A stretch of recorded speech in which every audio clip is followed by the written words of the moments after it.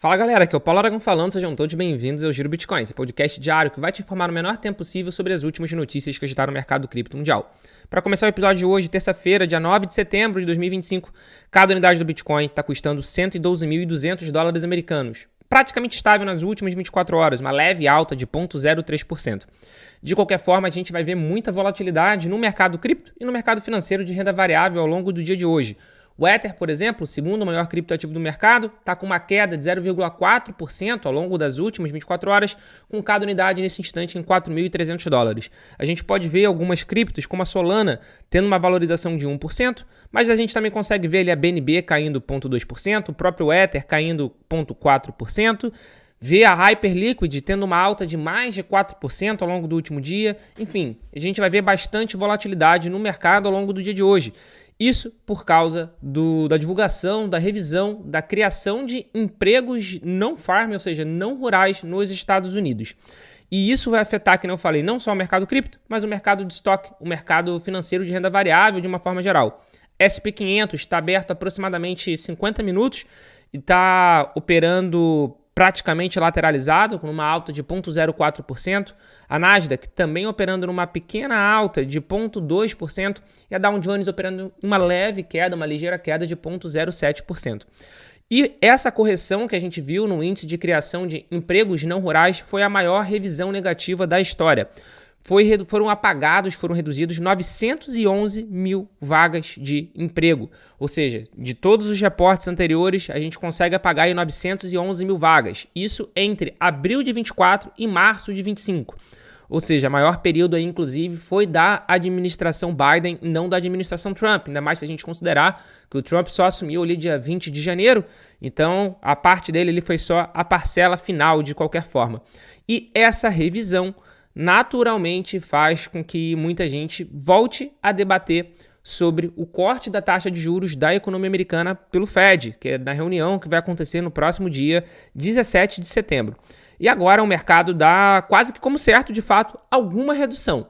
Menos de 4% das pessoas na Polymarket, menos de 4% das pessoas que estão apostando no mercado preditivo Polymarket, acreditam que não vai ter alteração ou então um acréscimo. Todo o resto acredita que a gente vai ter uma redução. O debate é de quanto?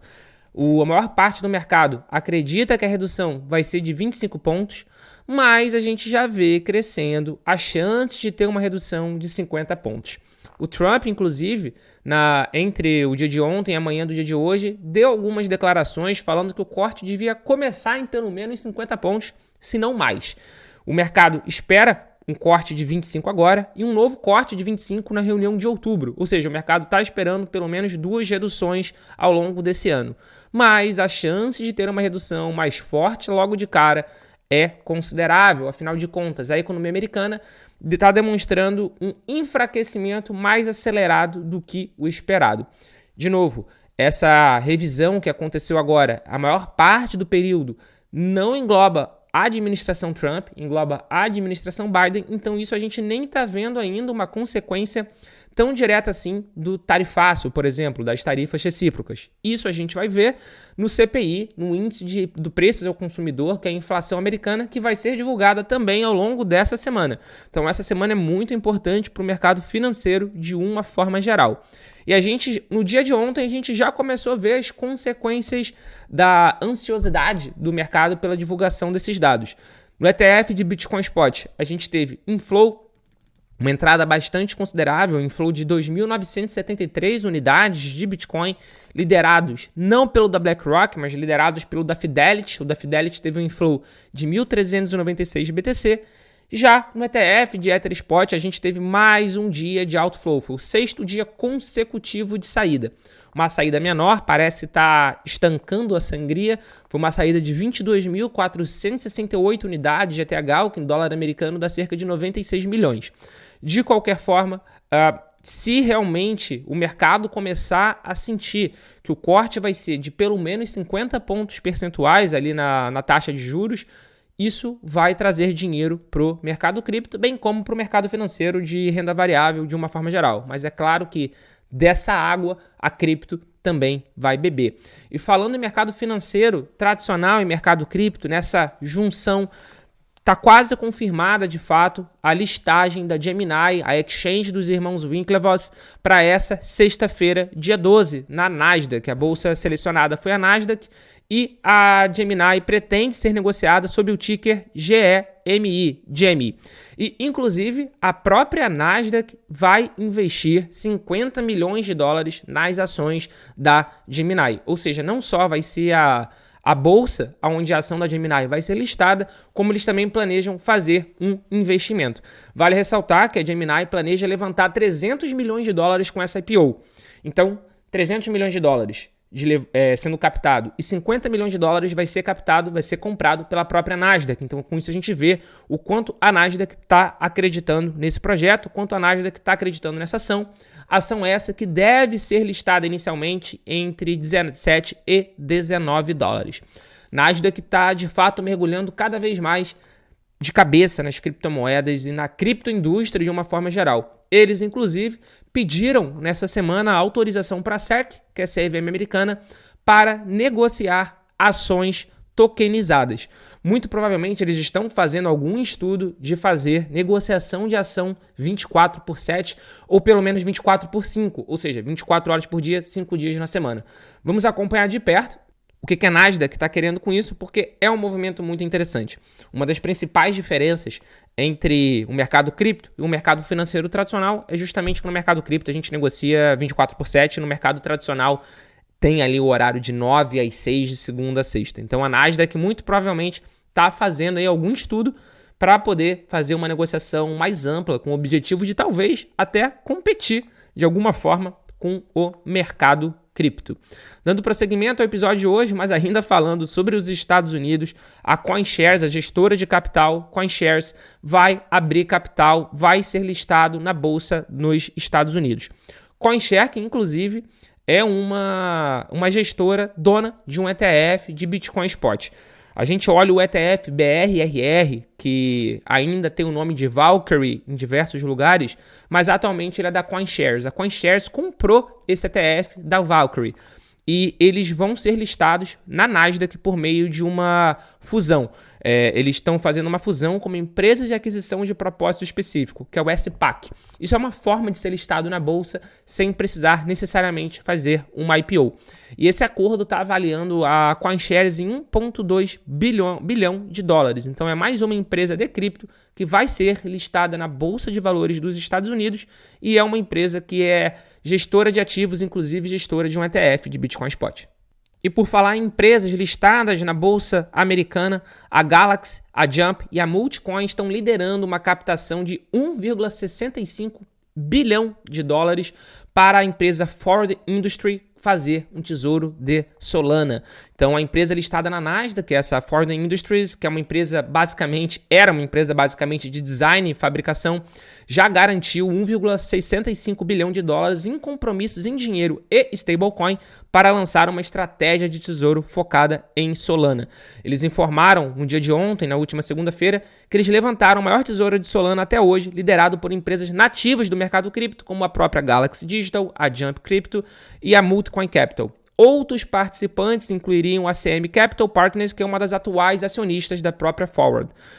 Isso já era algo que tinha sido levantado no fim de agosto por um relatório da Bloomberg, que dizia que eles planejavam levantar até 1 bi, mas eles levantaram um pouco mais, eles captaram um pouco mais e vai ser de 1,65 bilhão de dólares. E isso, é claro, que ajuda a Solana a se valorizar. Solana que está conseguindo operar ali lateralizado entre o dia de ontem, está em uma queda de 0,01 nesse instante. E, de novo, o dia de hoje vai ser um dia de volatilidade. Mas a gente vê que ao longo dos últimos 7 dias, a Solana está com uma valorização de 4,9%, enquanto o próprio Bitcoin está com uma desvalorização de 0,06%. Isso quer dizer que a Solana, ao longo dessa semana, teve uma performance melhor do que a performance do Bitcoin. E sem sombra de dúvida, esse tipo de notícia de tesouraria de Solana tem ajudado muito. Bem como a gente tem visto outras tesourarias ajudando as suas respectivas criptomoedas. Tesouraria de Bitcoin, que começou há 5 anos atrás com a Strategy e se alastrou no mercado recentemente, está ajudando o Bitcoin a ter essa performance gigantesca. Tesouraria de Ether, que começou principalmente ali de maio para cá, tem ajudado o Ether a ter uma performance melhor do que o Bitcoin nos últimos meses, e agora a gente tem visto nascer esse movimento de tesouraria em Solana. Já temos há algum tempo algumas empresas de tesouraria em Solana, só que agora a gente está vendo isso se acelerar e isso se intensificar. E esse movimento de tesouraria de criptomoedas, que nem a gente tem debatido tanto aqui no Giro Bitcoin, não tem sido algo exclusivo de empresas, mas também de países. Inclusive, no dia de ontem, o presidente do Cazaquistão pediu uma reserva nacional de criptomoedas e uma lei de ativos digitais até 2016. Ele, inclusive, anunciou os planos para a CryptoCity, que seriam desenvolvidos em Alataú, enquanto o governo avançaria para criar uma reserva estratégica com ativos promissores. Abre aspas. É aconselhável criar um fundo estatal de ativos digitais com base na Corporação de Investimentos do Banco Nacional. Essa estrutura acumulará uma reserva estratégica de criptomoedas composta por ativos promissores no novo sistema financeiro digital. Fecha aspas.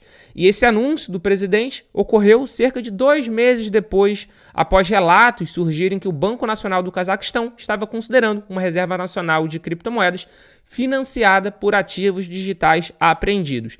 Essa é uma estratégia que os Estados Unidos estão fazendo, de todos os ativos, todos os criptoativos apreendidos estão sendo transformados em uma reserva nacional, mas é claro que esse é apenas um primeiro passo. O próprio presidente Trump já falou que esse é um primeiro passo, tem um grupo de estudo para criar formas, ele chama de budget neutral, ou seja, que não impacte o orçamento, que não represente um novo custo do governo para adquirir principalmente mais BTC. As outras criptomoedas podem ser utilizadas para serem vendidas e comprar mais BTC, porque BTC é o principal foco dessas reservas nacionais. E para fechar o Giro Bitcoin de hoje, uma notícia sobre a Hyperliquid, a criptomoeda que tem conseguido se valorizar muito ao longo das últimas semanas. Só ao longo dos últimos 7 dias é uma valorização de quase 19%. No dia de ontem, a Hyperliquid atingiu a all-time high, ou seja, o seu novo topo histórico. Mas você que tem Hyperliquid precisa ter um pouco de atenção. Vai acontecer nos próximos 2 anos, principalmente, desbloqueios significativos. Ou seja, tokens que são de posse de alguém que atualmente estão locados, estão bloqueados, mas que serão liberados. Segundo dados do DeFi Llama, 238 milhões de hype, que é justamente o ticker da Hyperliquid, que equivale a cerca de 24% do supply total, serão liberados para negociação ao longo dos próximos 2 anos. Só esses são os desenvolvedores, principalmente. E esses números estão desconsiderando cerca de 38 milhões de hype destinado a recompensas para a comunidade que também vão ser liberados aos próximos 2 anos. Então a gente vai ter uma quantidade bem significativa de dinheiro que vai ser liberado. São cerca de 16 bilhões de dólares, considerando a cotação atual.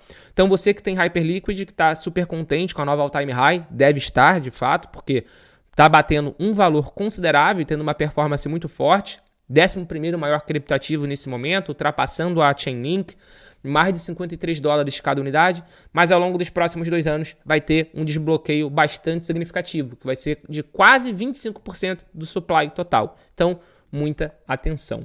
Se você chegou até aqui agora no episódio, você já sabe. Tá vendo pelo YouTube? Se inscreve no canal, deixa o seu like. Tá escutando a gente por algum streaming de música, Spotify, Deezer, Apple Podcast? Passa a seguir a gente, deixa o seu rating, deixa a sua avaliação, que isso ajuda muito a continuidade do nosso trabalho. Muito obrigado pelo seu apoio e a gente já tem um encontro marcado aqui no nosso episódio de amanhã. Valeu!